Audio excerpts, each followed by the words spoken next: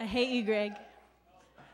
I'm Heidi Bolt, and I'm here to tell you what Borat didn't about Kazakhstan in the movie Cultural Learnings of America for Make a Benefit Glorious Nation of Kazakhstan. I joined the Peace Corps when I was 24. Right on. I was planning on saving the world. I knew that wherever I went, I'd be surrounded by tons of adoring children who so appreciated my service. I told Peace Corps I would go anywhere in the world. They told me I was going to Kazakhstan. And I thought, well, most of you are probably thinking, where the heck is Kazakhstan? So I looked it up. This is in the days before Google, so it took me a while. But what I eventually found was that Kazakhstan is the 9th largest country in the world. It's bigger than all of Western Europe. It's the world's largest landlocked country. In more technical terms, it's the size of 2 Texases, and it is smushed between Russia, China, and all of the other stans. Now, when Borat the movie came out, I was offended on behalf of all of my Kazakhstani friends and pledged that I would not go see it. And then a really cute guy I had a crush on asked me out. So it turns out that it's more about our culture's backwardness than not Kazakhstan's, but nonetheless, I am here to dispel the myths that it created about Kazakhstan. Borat was in love with Pamela Anderson.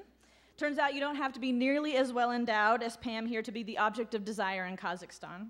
I was regularly asked for my autograph, stopped so people could take their picture with me, and offered countless marriage proposals, simply because I was an American. One of the first things I learned in Russian was green card, so that I knew from the conversation around me which men to avoid. Borat doesn't think women have much brains, and unfortunately that's a little too close to what Kazakhstan is really like. Men do not shake the hands of women as it is considered beneath them. And at 24, I was asked every day where my husband and children were, because I was way beyond old maid stage. There were some perks to being a woman, though. It meant I wasn't allowed the delicacy of beshbamark, or sheep's head. That's only reserved for men. Unfortunately, I was served on many occasions the traditional drink, kumis, which is fermented horse milk. Do not try washing your Cheerios down with that stuff. One thing that does help it all go down easier is vodka. It's an everyday drink there. Celebrations, funerals, your kid's first day of kindergarten, it's all about the vodka shot. A bottle runs as cheap as $1. Of course, it tastes like rubbing alcohol, but when you are facing down boiled sheep's intestines, it sounds really good.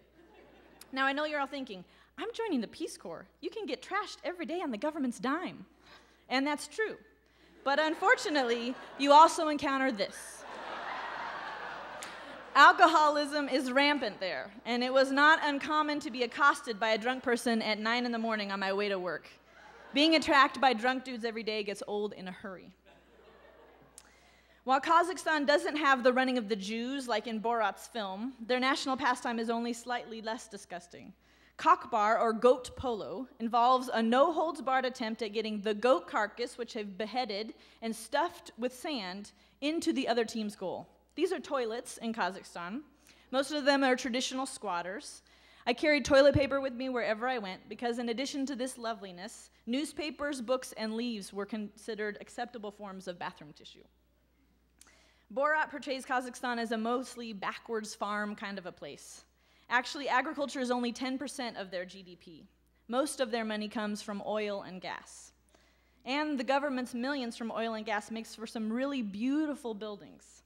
There are large cities in Kazakhstan. Almaty, the former capital, has over 1 million people, and Astana, the new capital where these pictures are from, has about 600,000 folks. It's fairly metropolitan in other ways, too. Borat was famous for butchering English, but 1/3 of the population speaks English fluently, and most people speak both Russian and Kazakh. The literacy rate is 99.5%, which is higher than the US. Also, unlike Borat's descriptions, it's a very religiously tolerant place. 2/3 of the population is Muslim, and the other third is mostly Christian. They were just coming out of 70 years of Soviet religious oppression when I was there, so I met very devout folks, but mostly folks who didn't care at all about religion. Government corruption is rampant there, and that's bad, but it leads to some really cool stuff. This is the world's largest tent. It is larger than 10 football fields, and there is a mall, cobblestone streets, a river, and a beach resort inside that thing. All jokes aside, my 2 years in Peace Corps were some of the best of my life. Whether it's the toughest job you'll ever love or the easiest job you'll ever hate, in a world full of war, divisiveness, and misunderstanding, cultural learnings that lead to peace can benefit us all. Thank you.